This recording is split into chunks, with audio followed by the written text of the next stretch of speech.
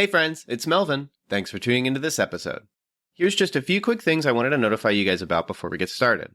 First up, very soon, new episodes will be releasing Wednesday mornings rather than Tuesday. So don't panic if you don't see a new episode on Tuesday. Just wait a little longer and you'll see it in your feed. Second, we've introduced a mailbag. Check those show notes and toward the bottom you'll see a mailbag link. You'll then be able to text us any questions you might have about movies, the movie industry, or any movie/Christian related questions you might have. Then we'll respond in a future episode, so send us your questions now. Up next, Patreon polls, which are available to Patreon supporters at the $3 tier or higher, have been updated. Supporters can now suggest films or shows to be reviewed at the end of each month. The two most liked submissions will become the options for the Patreon poll, so if you want to hear us talk about your favorite movie or show, join our Patreon and start campaigning. And lastly, whether you're a new or longtime listener, please consider writing a review or rating the Cinematic Doctrine podcast on iTunes and Spotify. Apart from financially supporting on Patreon, these are the two most helpful ways to support the show. And that's it. Enjoy the episode. You're listening to Cinematic Doctrine.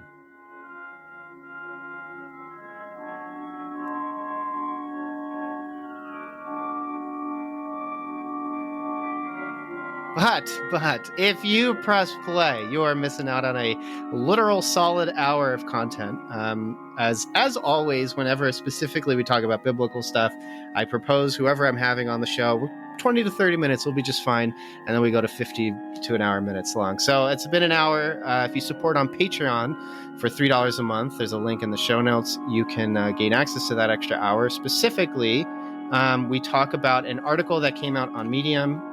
It is titled, you might be familiar, but it's called The 7 Pointless Things That Christians Fight About When Christian Conviction Clashes for No Good Reason, an article by Dan Foster. We go over these 7 points in brief, just a couple of them. He proposes that arguments about biblical inerrancy don't matter. He proposes the creation versus evolution argument doesn't matter, who we should vote for, stuff like that. And we just share our thoughts about those things. And we don't necessarily come to the lack of conclusion that he proposes in his article or his blog post. But we also aren't necessarily coming at it cynically or unkindly. And we go over that, I would say, more thoroughly than perhaps that he goes over. In fact, specifically, I can put that to a number. When you open up the article, it says it's a 9-minute read. And I just told you we talked about it for an hour. So if you're interested in doing that, you can find the article, read it, and then support on Patreon for $3 a month. And you can hear about us talking about it. And the us in particular. There's, of course, other benefits to supporting on Patreon. You'll hear about that as you listen. But the us in particular for this episode this time is my pastor Ant. You heard him previously on our episode for Smile. That was earlier this year. And then Nope, which was last year. Hey, Ant, what is going on, my guy? Hey, brother. How you doing, Mel? I am chilling. I'm having a good time hanging out with you, talking about Bible stuff. I distinctly remember one of the first times we went out to get coffee, and we talked about, because I was reading Job at the time, so I was sharing how I felt like Job as a book wasn't necessarily about in a person who is a sinner enduring against hardship, but a person who has faith and believes he is saved still enduring hardship. Yeah. And then you and I talked for about 2 hours, and then you said, this was super interesting because I feel like I'm back in seminary again or Bible college, just hanging out with my bros, talking about what we're reading, which I always think is really interesting. I feel like we just did that again, essentially, but with that was article. a good discussion, man. Yeah, I still feel that way actually about Joe. I find it so fascinating because I think that honestly is very similar to that. To me, correlates it more to Jesus's experience, wherein Jesus is quite literally someone without sin who then also suffers. Which just is so interesting. Yeah, he is the greater Job. Yeah, it's really cool. But of equal importance, on this episode, we will be talking about the VelociPastor. And I said what I said. It's true. I objectively thought that it would just be funny to have my pastor on to talk about a movie called The VelociPastor. Plus, I was curious if Ann had ever even seen this movie before. Had you? Or is this... No, man. So just even the fact that I watched this movie is evidence that I love you dearly, brother. And I want to talk to you about it. Well, the benefit of that is it's only like an hour and 10 minutes. So yes. It does short help. Enough to be funny and not be a waste of my time completely.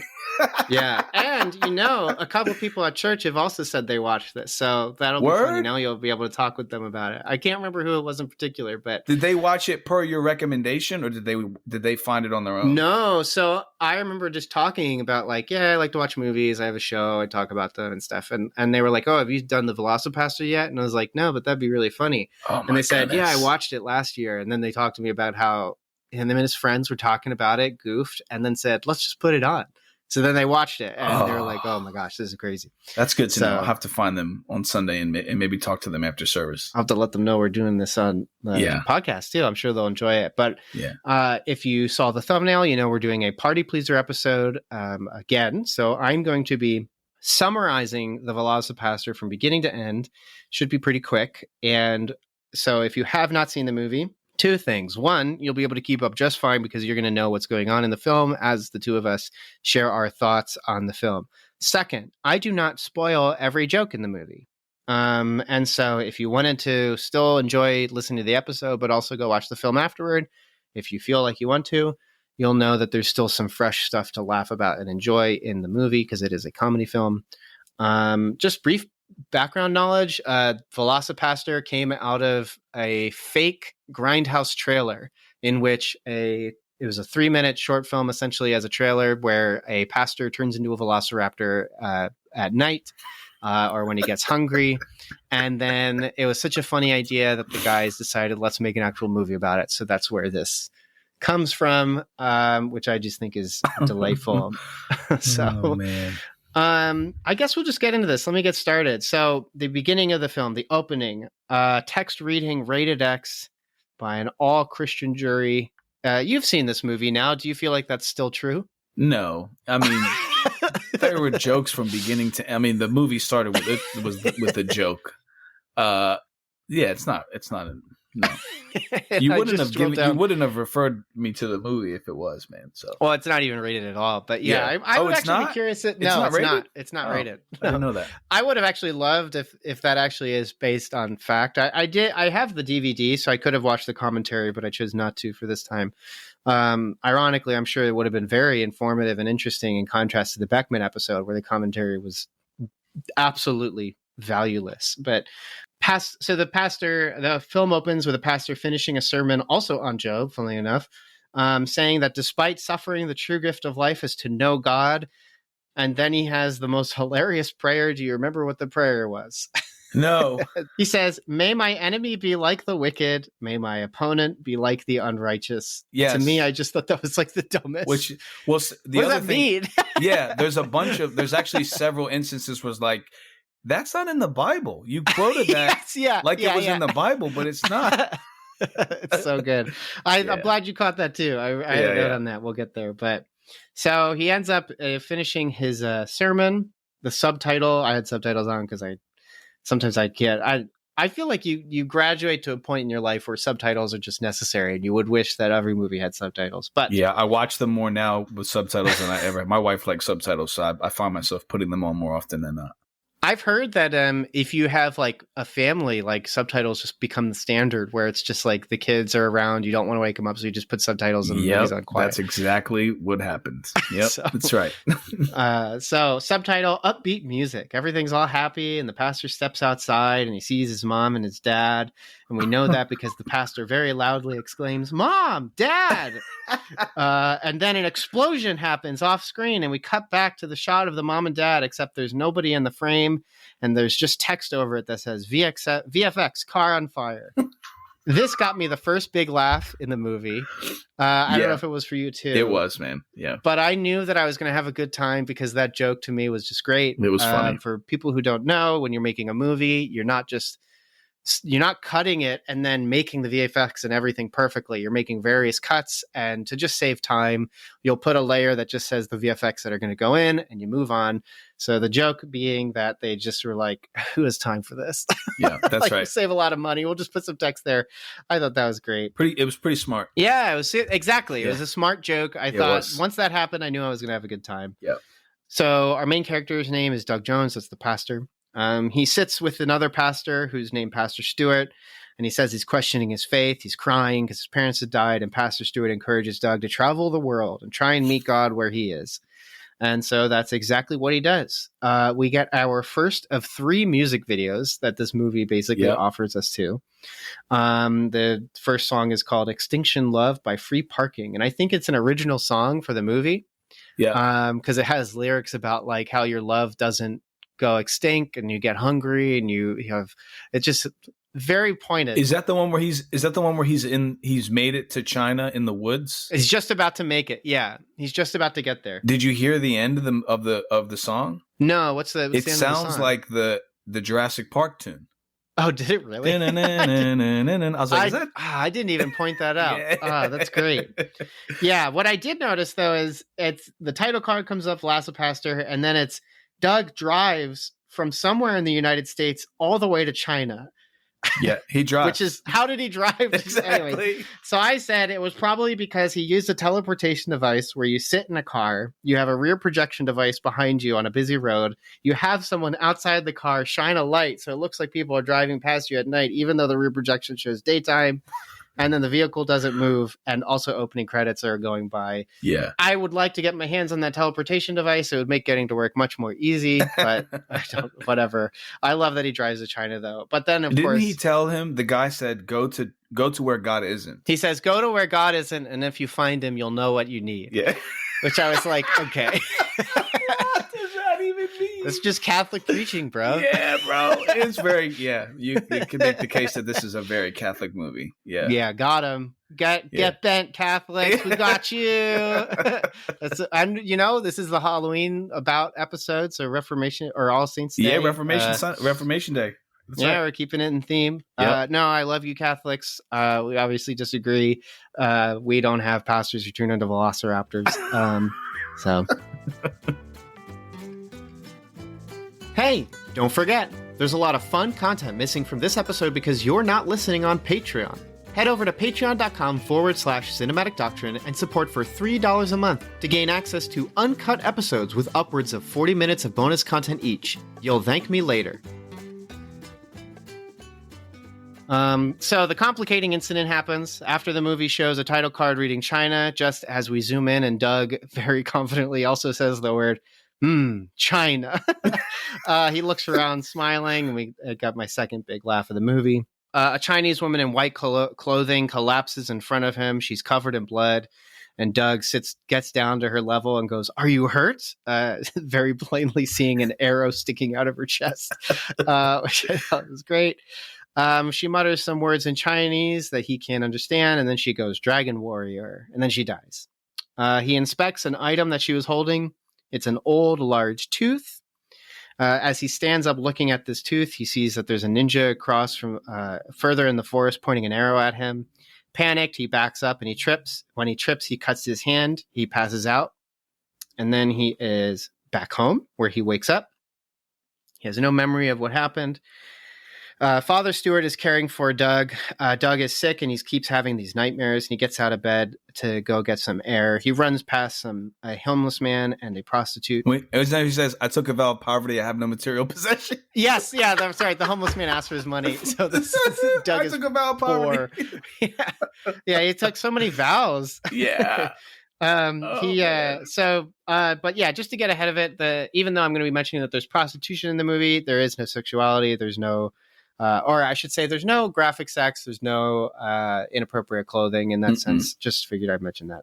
When the camera passes by them, we actually then start following the prostitute as Doug follows in the distance.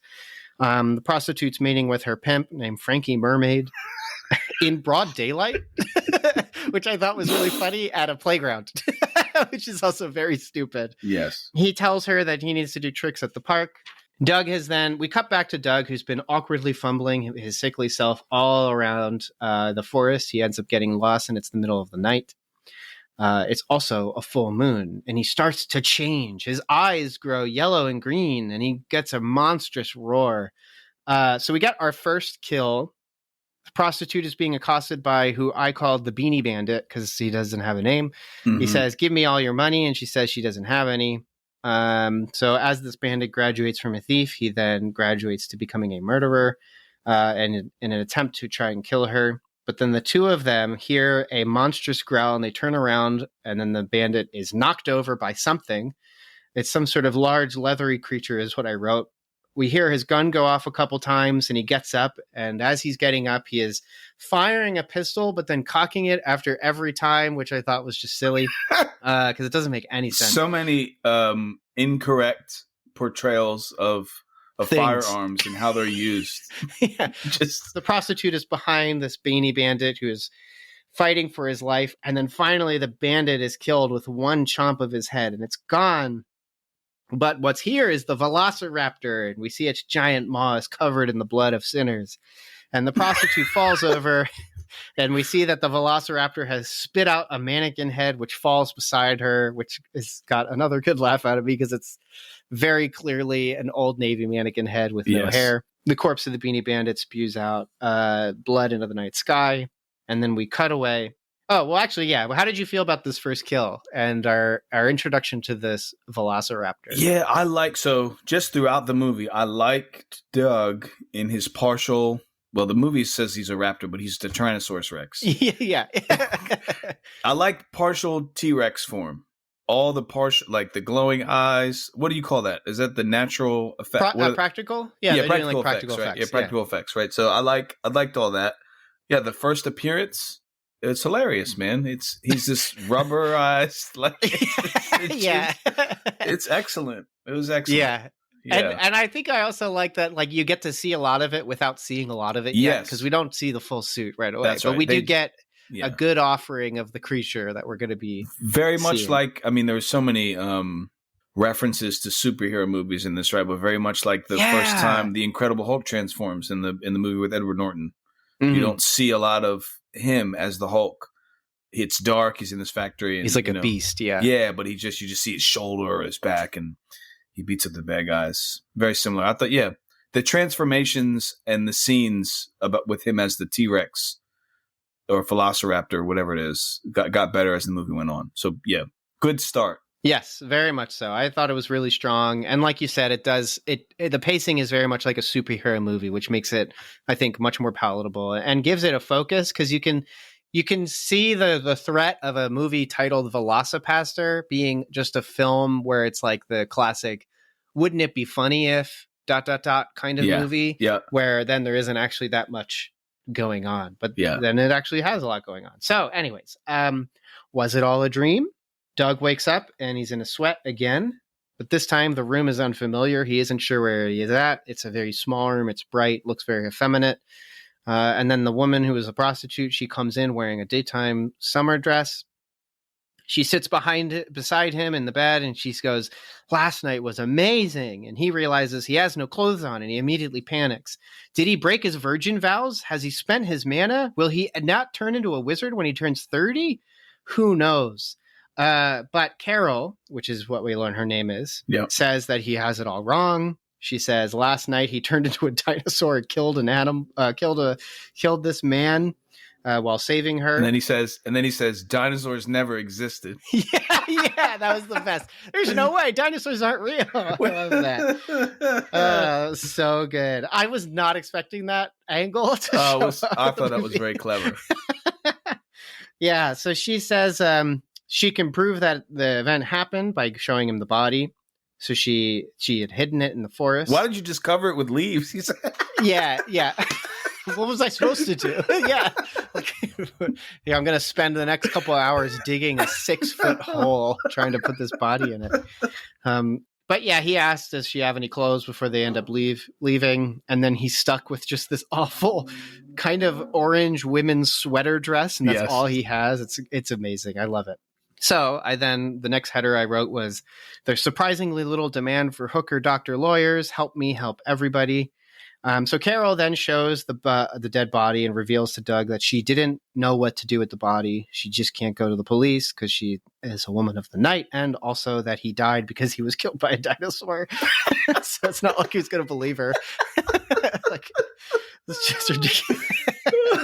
I'm so glad the movie consistently knows what the movie is, so it has fun with it the whole time. And that's what made it funny. It was like they know this is ridiculous. They find really great ways to continue running with that. Yeah.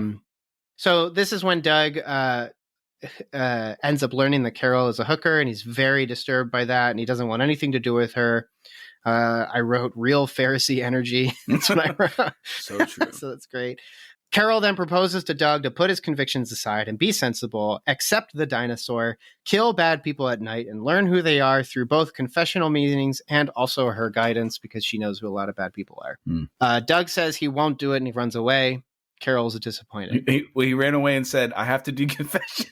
Yeah, and then like the way he runs is very lame and daintily. I have to do confessions, and he runs to the forest. And he's still wearing the orange sweater, so he's trying to hold it down like it's a skirt that's riding up. It's really funny. I'm so sorry I keep interjecting, man, but you're that's what this is all about. The lines are just so great.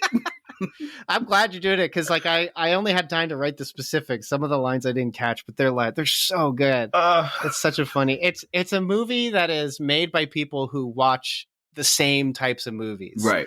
And so it knows that the best ones are ones with funny lines, quippy moments, very silly visuals. And the movie, even at this point, which is about 15, 20 minutes in, it's got really funny stuff just going on, and it doesn't mind making the actors look silly doing it. Yeah. And yet they're also performing just fine. The actors are totally fine through the whole movie. Yeah. I thought they did a decent job. Yep. You may not know this, but the easiest way you can show your support for Cinematic Doctrine is to rate and review the podcast on iTunes, Spotify, or wherever you listen. So press pause and share your thoughts. We'd love to hear what you have to say. And then press play again so you can hear the rest of the show. So Doug, he's running back to church, and he has, at this point, he's somehow got priest clothing on. Father Stewart alerts Doug outside of the church that he's late for running confessions. So Doug runs inside and sits in the confessional and realizes he's already got a guest. It is the pimp, Frankie Mermaid. Frankie Mermaid has some funny jokes here that I won't repeat, but they're pretty good. He confesses to like killing and stealing and then killing those he steals from.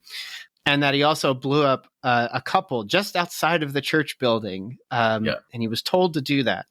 Doug, realizing that was his parents who were killed, he's enraged. He partially transforms, and his claw breaks through the confession, grabbing Frankie Mermaid by the neck. Doug asks him why Frankie Mermaid killed his parents, and Mermaid says that he can't say, or because it's someone bigger than him. Mm-hmm. And then he says, you might as well just kill me, because even if I told you, they'll kill me too. And so then Doug's just like, okay. That just kills him. It's he punches through the confessional. Yeah. And like it's just this like long shot of Frankie Mermaid just screaming like yes, and like just this hose of blood. It's so silly. And he reminded me of in that moment I realized, oh, you are Daredevil, and you are Spider-Man, and you are Batman. Yes. Like, you know. Yes. Yeah. Yes. He's exactly. He's like Ben Affleck Daredevil. He's killing people, but also he's got Catholic guilt. Right. Yeah. But he wants to do good, and yeah. And I think that's what makes the movie so much more enjoyable. Is it also just makes him like a legitimate, like it takes it ironically as the movie's silly and not serious, it takes all of its stuff seriously in that like it knows something has to matter, or else the movie is going to be like only funny in name and miserable for the rest. So there's a moral to the story. Yes. Yeah, exactly. It gives it legs. That's good. You're spot on in saying it's like Daredevil. But yeah, so Doug ends up returning like Daryl to Daredevil, and he says to Carol, let's do this. See, we're going to do this. Well, and then she says, he says, I don't know much about God. Oh, yeah. I don't know much about dinosaurs. Yeah. Let's go, right? Man. Which is when we get the second best, I would say the funniest of the three music videos, really. I titled this section, Will Only Hurt Bad People, Only the Worst. So we got our next music video, Spencer Reed by The Holy Mess. Doug ends up preaching by day, and he fights and bites crime by night. And then I said, for me, the funniest two visuals here, maybe a little sacrilegious. I still thought it was funny. Carol receives communion wafers in a very sultry way. Yes. And then Doug furiously transcribes confessions as he ruminates on killing people who are in the confessional booth.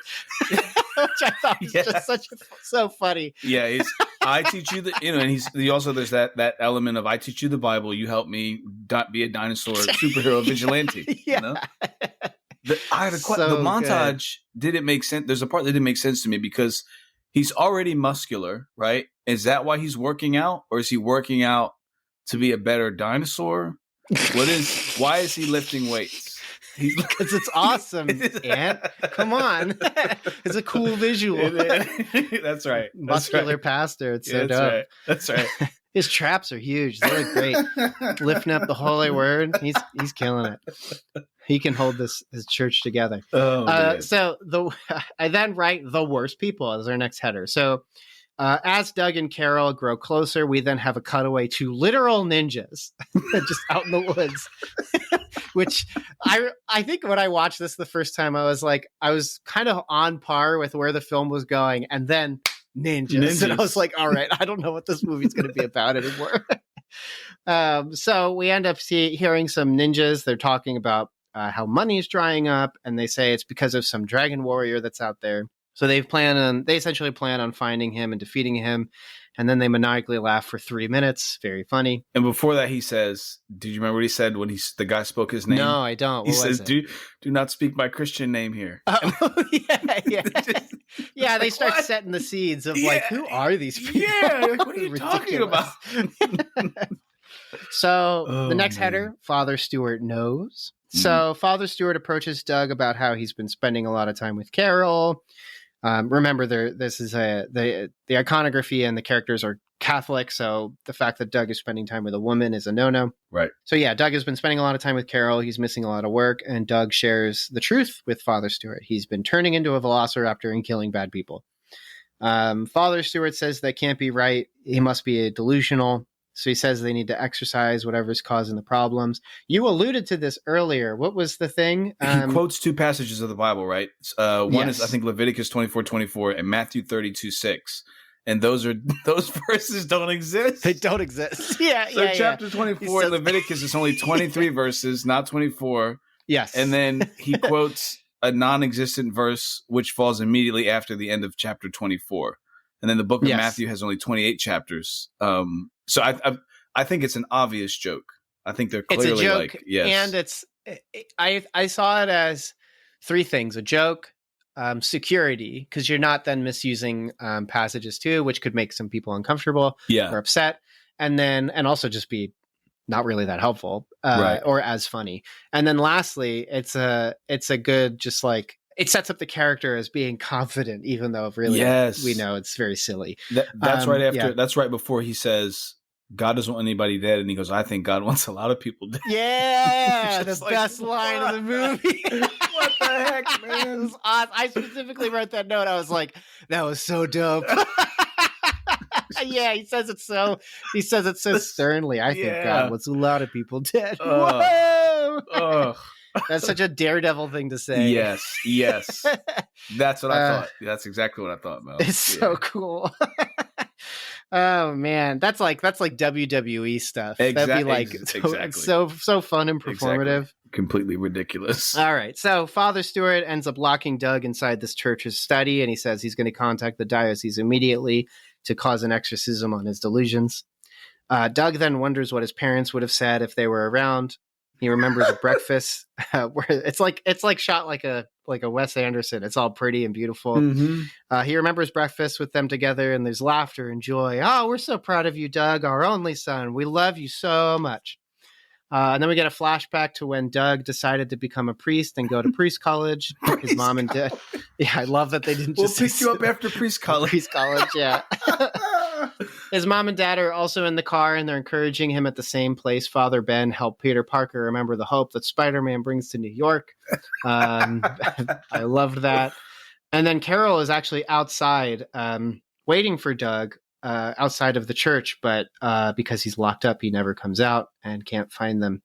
I had one aside here that I thought was pretty funny, so I have to quickly go into my phone to grab something. So during this scene, we get a wide shot of Carol as she is just sort of waiting and then ends up leaving. And we actually see a church sign. I won't say what the church is, because if you watch the movie, you're going to see it. And I didn't want to mention it because it has the church's name, address, and phone number. I missed that. So I was curious and thinking, like, has that church ever said anything about like the fact that their church is just there? So we looked it up, me and my wife, we looked it up on Google Maps, and the church is there. It's still there. And there are reviews. So I'm going to just read you a couple of these. So this review for this church: VelociPastor is my favorite movie. I've watched it 4 times today. My wife left me because I love him more than her, and I replaced a picture of my wife with a picture of him. And she left. Good film, bad wife. Oh my goodness. So there's that. The other review: I can never get enough of my VelociPastor. Every time he transforms, it inspires me. Wow. Beautiful church, but would be nicer if they accepted VelociPastor as he was. The Velociraptor turned into a priest once. The VelociPastor gives me strength. The priest here turns into a Velociraptor. One of them just says, good movie. And then the last one is, the teaching is just what the Bible says, nothing more. The VelociPastor movie did not have permission to represent the church anyway. This church has no affiliation with the Roman Catholic Church. So, poor church. Oh, well. I thought that was funny. I wish it had more legitimate reviews because that would be good for the church. But the kind thing is that everyone was still giving them 5 stars. So that's a nice thing. Hey there, listener. Want to influence the podcast? Head on over to patreon.com/cinematic doctrine and support the show for $3 a month. In doing so, you'll be able to vote on a movie poll that picks a film we discuss each month. So jump on over there and have your voice heard. Do you or any of your co-pastors turn into anything that we should know about, or? No. I don't know. Okay. No. Okay. No, nothing hidden in the closet or anything. No. Velociraptors or No secret powers. No. Darn. Man, I guess I got to go to this other church then. So if not for anything but curiosity, if there was a pastor that could do that, I'd be like, I want to see that. I'd be fine with that. Yeah. So Father Stewart can't wait. So anyways, the next scene is Father Stewart says he can't wait in the diocese. Father Stewart and Doug are going to visit an offbeat exorcist named Altair. So this section I just called which is funny because I mentioned this earlier, but I said the wouldn't it be funny if section, because this section is complete filler. Doug is then filling in Altair on what's been going on. And as that happens, the camera zooms in on Father Stewart, who says, this reminds me of a time when I was at war. Altair says, when he walks in the room, he goes, Stewart. Yeah. Which I thought was funny. It's so great. Altair was a funny character. I liked him. It would have been funny if we got more of him. As this is happening, Father Stewart fills us in on the war. Yeah, that one, the war that we all know about. So anyways, he remembers how his one friend had died after monologuing about how he'd never gotten shot. And then Father Stewart's fiance randomly appears on the battlefield and sets off a trip mine and dies. And everyone just sort of says, like, well, we can't fix that, which is just silly. They said, yeah. I don't think there's anything we can do for her now. She's too far gone. Yeah. Maybe like she was trying to start a family. Yeah, she just turned into mist. Yes. So then we got a funny line, war is war and war is hell and hell never changes, which is just absurd. Father Stewart then returns home, and quick cut, we move on away from this because there's no point. My header for the next section. Okay, that's enough. Back to the story. Where were we? We were at an exorcism, right? So Altair begins the exorcism and Doug begins to transform. His claws manifest and his face changes into a more vicious form. Doug, with his claws, rips out one of Father Stewart's eyes. Whoa! And Stewart screams and falls over. Altair panics and freezes, and then Doug, partially transformed, basically hunched over with contacts and gloves on his hands. He ends up escaping Altair's home. Doug is then seen stumbling in the forest again. It's the same shot from before. And an Australian ninja and his compatriots find Doug, but then they are quickly defeated by the Velociraptor's fangs. So later that night, Carol returns home to find Doug, who's been hiding in her apartment. He's panicked because he just attacked Stewart and he was attacked by ninjas, so he's worried that things are escalating too quickly. Carol comforts Doug and encourages him to persevere.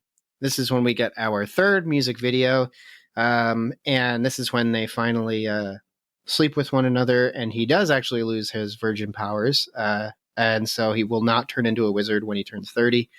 The two kiss, they sleep together. We get a montage, which is just a big music video. It's non-graphic. It's really actually kind of a cool music video.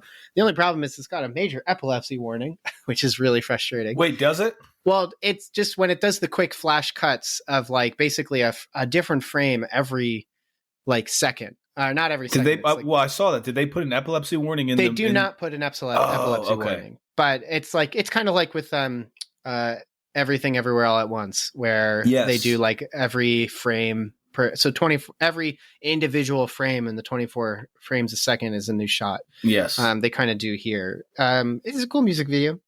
The song for that one, I just thought it'd be interesting to share what all the songs were. So this one, probably the coolest song, Didn't Have Time to Think by Math the Band. The ninjas break up their cozy cuddle session. They end up fighting them off in their undies, which I think is pretty funny and cool. Too cool for school even. And then they enter battle poses at the end because it's a superhero movie. Of course they have to. No, I saw that. Yeah. Superhero really pose. I thought that was great. I think a big thing about comedy is that, a big thing about acting is you have to lose ego. You have to be comfortable knowing like when you're the character, you are not yourself. So if you're looking silly, yeah, part of it is you because like it's going to go on your reel or like it can affect your career. But like you also like in comedy, your purpose is to make people laugh, or maybe if you're doing cringe comedy, you're trying to make people feel uncomfortable and laugh. So you have to be willing to look silly. And I love that everybody in this movie is willing to just look just ridiculous. Oh yeah. And it's great to me because you just have to if you want to make something worthwhile in terms of comedy. So Doug interrogates one of the ninjas who just says, "Remember your faith, Father Jones," and then dies. So the evil master plan is revealed. Father Stewart wakes up at the ninja's compound. He's got an eye patch over his glasses, which I thought was pretty funny. Which, by the way, I love Father Stewart's look. I think it's the father of the director. They have the same last name, so I'm just guessing. But sometimes it's not always the case. But he just has this demeanor and facial expression the whole time of like scrunching up his face, and then his glasses make his eyes look like bug eyes. He looks great the whole movie. He's got the rumpled collar. Yeah, and the not Tim Keller. He has the Paul David Tripp mustache. Yes. the caterpillar. Yeah, the caterpillar. Yes. Yeah. So he just looks great the whole movie. He looks like a cartoon character. It's really good casting. But the main villain ninja, Wei Chang, tells Father Stewart their goal of saving lives. So he says that their goals are the same, that they're actually both Christians, which is very funny. And here's how he explains it. He says their goals of saving lives through the belief of Christianity is equal. They're just approaching it differently. Whereas Father Stewart is going through the church, Wei Chang is using his ninjas to purposely introduce a massive new strain of cocaine that is 4 times more effective and addictive. And then the plan is to remove it, completely remove it from the location so that everyone who is addicted to cocaine will have to join a Christian help group. Yes. And then they can preach to them there. And then the guy says, "Manifest destiny. That's what we're doing here, Father." Yeah, it's awesome. and genuinely smart. I think churches should implement this plan. Oh, it's the League of Shadows. They're the League of Shadows. It's so bad. Destroy people's lives with drugs, so they have to go to church. A Christian help group, not even church, just a Christian help group. But it's so bad. Oh man. Oh man. So yeah, Father Stewart says that's crazy, and then they kill him, calling him an infidel. So Father Stewart's dead, as far as we know. I do believe that there is a sequel movie that doesn't exist yet, but there's plans for one. Yes, I saw that. But maybe Father Stewart isn't dead. So if you loved his character, if he was your favorite character of the movie, maybe even of the year 2018 when this came out, don't worry, he'll be back maybe. So anyways, we're moving into the third act, is what I titled this section. We go back to Doug, who's at home thinking and contemplating, or at least at Carol's place. And then we get an ADR line of what he's thinking. And it's very funny. It's just good thing he told us where the ninjas were hiding out before he died. Because they probably realized, oh wait, how would he know where to go? And it's like, well, we got to make a reason. So pretty funny. Doug then dons a super cool leather jacket because of course he does. And then Carol also dons a very sleek black dress because, of course, she does. Now they're both ninja fighting warriors from the 80s. They head into a very Pennsylvanian-looking woods, which I think is true. You think it's filmed in Pennsylvania? Well, I think they actually got some tax breaks for shooting in Pennsylvania. So I think that they did, because it definitely was shot in New York. Okay. And then had some shooting probably down here too. So yay. Enjoying this episode? Grab that share link and tell your friends. Word of mouth is the most effective way for a podcast to reach new listeners, so don't be shy. Share the episode wherever you can. Shot down in some woods, and they find the ninja's hideout. One of the lead ninjas approaches Doug's and declares, "Remember me, brother?" And then we get an extended version of all the flashbacks from earlier, showcasing that this character, Doug's brother, was just a little bit off screen the entire time, specifically when Doug's father said to Doug, "You're my only son." Which Great I thought twist. was very, very funny. Yeah. And so we're seeing that Doug, or this character, had been like hiding under the seats and like at the car. It's just very funny stuff. I love this. Yeah. So anyways, the two of them begin fighting. All the ninjas and everybody start fighting. Doug ends up getting the upper hand and killing his brother. Very funny stuff, though. It's funny, when I was writing the note, I was like, wow, this is very tragic. And obviously it's not. It's just out of context. It sounds that way. Watch the movie. It's pretty funny. Carol then ends up fighting some thugs, but a heavy comes out and slices her once, and she falls over and is about to die. Doug runs over to hold her, and we get a cutaway to all the ninjas. They look upset, like they might have gone too far. They kind of look like they look like when two brothers are fighting, and then the one, like the smallest, falls and starts screaming like, "Ah!" Yes. And all the brothers are like, "No, don't tell mom, please, gosh, please." Like, that's so funny. They're like consoling each other, like, "Oh no." Yeah, he put his arm around him. Yeah. Oh, it's so good. So the ninjas realize they've gone too far. Doug ends up getting up, and he turns into the VelociPastor, and he starts killing all the ninjas. This is the first daytime full wide shot where we get to see the full suit. Describe the suit, Ant. What does it look like? Well, it looks like it looks like an inflatable Tyrannosaurus Rex suit. It has like a hunchback. Yeah, it's got like this hunchback forward. like because that's where his head is. So yes, and his hands might be. I imagine his hands are like in the one arm is in the top of the head, and then the other arm might be in the bottom. And he's looking out of the mouth, trying to. Because boy, there is like some real directional issues while this T-Rex is walking around attacking people. It's so funny. I would love to know where they got that thing, man. Because I've seen full body T-Rex suits before, but nothing like that. This one is like, just to make clear for the listener, it is not the T-Rex suit you see online all the time. No, this is its own thing, so it very much helps because it sets itself apart. Yeah. And my wife's favorite part is the giant hole between the legs of the T-Rex. Yes. So this male pastor turns into a female velociraptor. I don't think he knows that women can't preach. They're not capable because of their sexual organs. It's not possible. Har, har, har. But very funny. This is some really good stuff. We just got some awesome action music. Blood is being splurted everywhere. Fake arms from Spirit Halloween are flying in every direction. It's very funny. Yeah. And he ends up killing all of these ninjas. But then out of nowhere, Wei Chang hits Doug with a magic arrow, and he transforms back into a person. He falls over. Wei Chang comes over and tells him how he's going to kill Doug and how he's the final dragon warrior and everything, all that stuff. Doug then looks up and he says, "Your arrow seemed to work, but not on my hands." My hands are immune. Reaches out. Yeah, and his hands are claws. His glove. And he rips off Wei Chang's head. But it turns into like the mannequin again. It looks awful, but it's so great. And the neck is like spewing out like Spirit Halloween blood, and he's screaming into the screen. And it's like a good 2 minutes. Text appears on the screen of Doug's bloody face holding Wei Chang's head, and the text reads, "Only through the elimination of violence can we achieve world peace." a quote from Gandhi.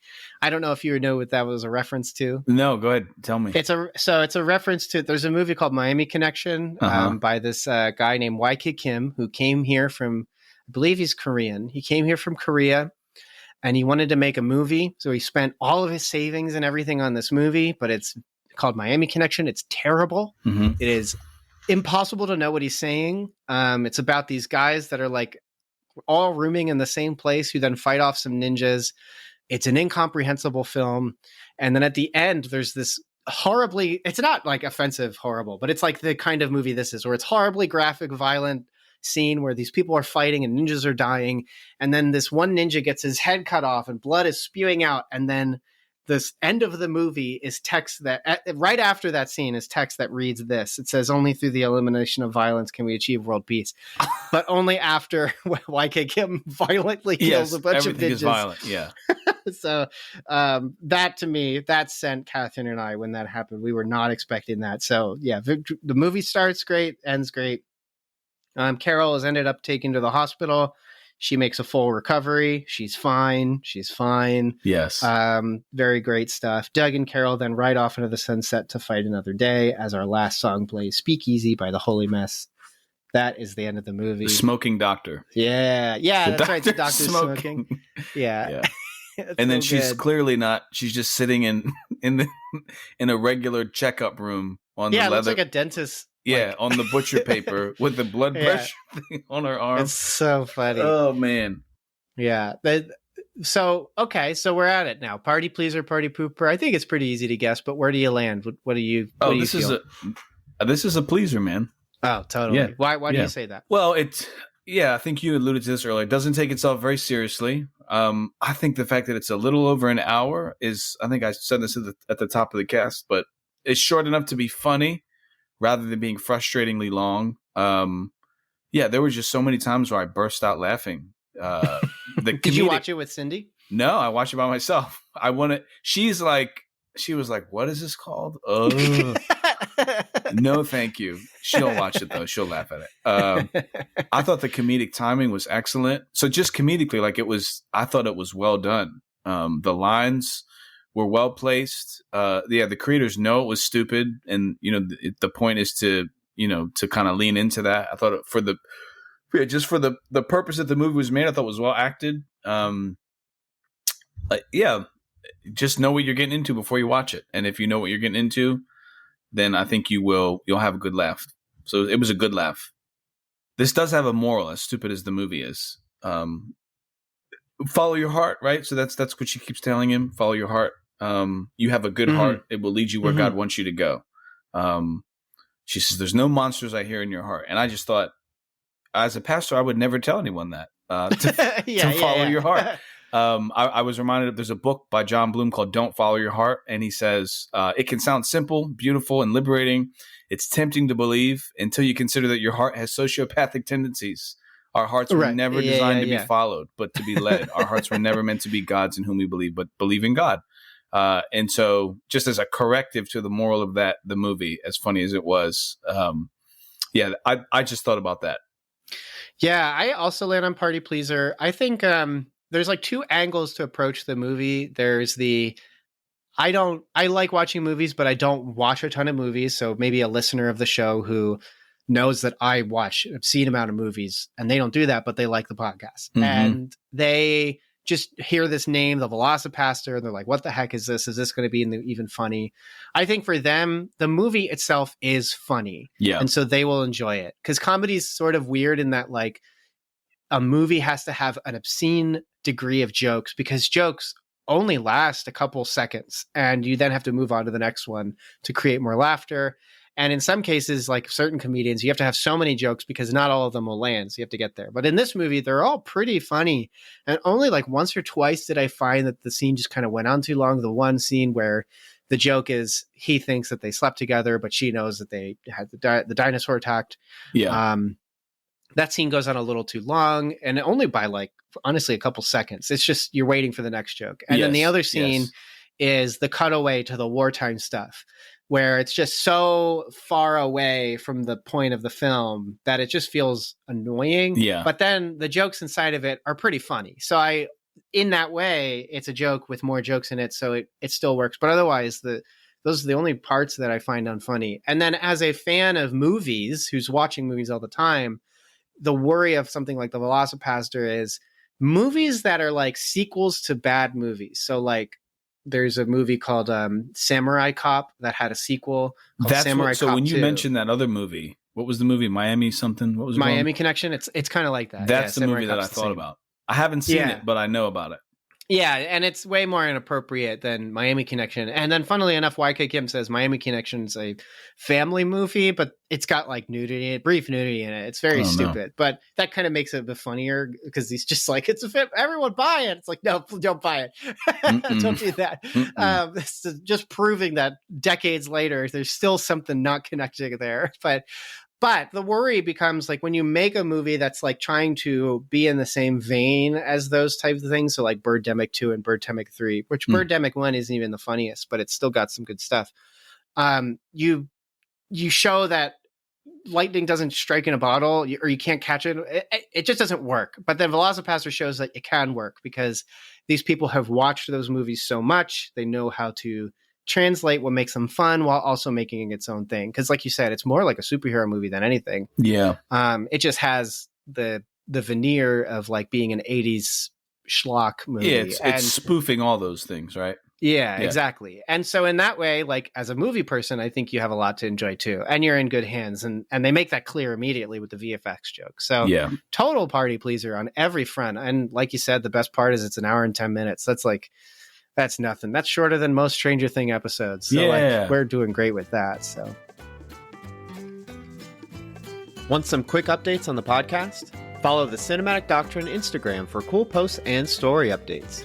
Press the link in the show notes or search Cinematic Doctrine, that's one word, in your Instagram app. Oh, and we're on Threads. Check us out there too. What recommendation do you think you got? Oh, All the Sad Things Come Untrue. You know that book? No, what is that? It's like a memoir. It's by a guy named Daniel Nayeri, and so he comes from Iraq. He comes from a Muslim family, and his mother becomes a Christian, and he comes to America and as a young boy, and he's telling his story about. He goes back and forth between his life back home in the Middle East, and then here in America. I think he grew up in Afghanistan. I can't remember where, but it's a very good book. Very, very good book. It's a true story of his life told from the perspective of his 11-year-old self. Really, really good book. Nice. I am going to recommend, I'll say it again as I always do, but fans of the show know that I've been watching a lot of J-horror stuff. I've been a little off on that lately just because so much work has been going on, but I am still going through a bit of the collection that I've gotten, and I'm going to be actually moving away from the Ring movies and the Grudge movies to some other offbeat stuff that I'm excited for. But I'm going to recommend the only Grudge movie from the United States that I liked, which is The Grudge 3. This is actually a direct-to-video Grudge movie that came out after this. I think the second one maybe didn't do too well, but I didn't really care for the first one, and then the second one was super boring, with some of the worst acting I've seen in a movie, like almost ever. And The Grudge 3, though, is really kind of fun. So it kind of follows after the second one, but you don't really need to have watched it. All you need to know is Kayako and Toshio as ghosts have moved to an apartment complex that is going to be shut down. They got there because the Grudge, followed somebody who died there, and now they're there. And you watch as this family kind of like falls apart because this Grudge is haunting them. And it's just that it captures a lot of what makes, I think, the Grudge interesting from the Japanese films without doing what the American ones could never really get right, which is how... So the original Grudge movies in Japan are really non-linear and kind of more like an anthology series. And then the US ones try to do the non-linear, complicated storytelling, and they just cannot do it. They're so boring, and they're so messy. This one just ignores that, gets rid of that, and just decides to go linear, haunting story, but with the same flavor and aesthetic. I really kind of like this one, and I thought the ending had some really cool stuff. There's like a new ghost that's introduced towards the end, which was really neat, and it's got a great aesthetic. genuinely good. Not great, but of the Grudge movies, I think I've seen all of them at this point for the American ones. This one's the best one. I definitely recommend it as just a kind of fun, spooky, not too scary, not too violent, but definitely shocking, and I would say in the right kind of way, mean-spirited, weird horror movie. Great stuff, very bloody, very gruesome, not gory, just weird, creepy, good stuff. So Grudge 3, really good. And then obviously, not putting in the recommendations down in the show notes, but I loved Grudge, Ju-on the Grudge, the Japanese one, and then Ju-on the Grudge 2 blew me away. Really, really, really good movie. Super weird. These are weird movies, but for the show notes and for here, the Grudge 3, the American one, specifically 2009. Check it out. Probably dirt cheap to rent. Thanks so much for checking out this episode of Cinematic Doctrine. If you enjoyed this episode, consider leaving a review and subscribing to the podcast. And as mentioned before, Cinematic Doctrine has a Patreon. For as little as $3 a month, you're opted into a once-a-month movie poll where you decide a movie we discuss on the podcast. There are other unique benefits that come with supporting the podcast, so be sure to check that out at patreon.com/Cinematic Doctrine. A special shout out to those who support at the Art House Theater tier on Patreon. Thank you so much, Mom, Dad, Melanie, Shirley-Ann, and Thomas. You guys are the best, and your continued monetary support is greatly appreciated. Until next time, stay cool. Want some Cinematic Doctrine swag? You're in luck. We've got 3-inch Cinematic Doctrine logo stickers exclusive for Patreon supporters. Perfect for your travel mug or laptop. Head over to patreon.com/Cinematic Doctrine, link in the show notes, and choose the independent theater tier. Doing so will net you other perks too. But let's be real, the podcast stickers are the coolest perk. So get yourself some podcast stickers by supporting on Patreon.